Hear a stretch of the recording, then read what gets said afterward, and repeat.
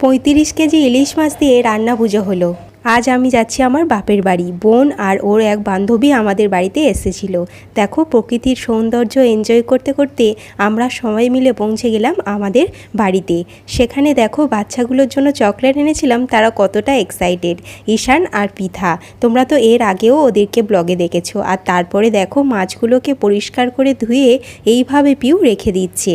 Pure মাসির বাড়িতে trawler আছে, সেই ট্রলার থেকে মাছগুলো এসছে। দেখো প্রতিটা বাঙালির কাছে ইলিশ মাছ একটা অন্য ধরনের ইমোশান।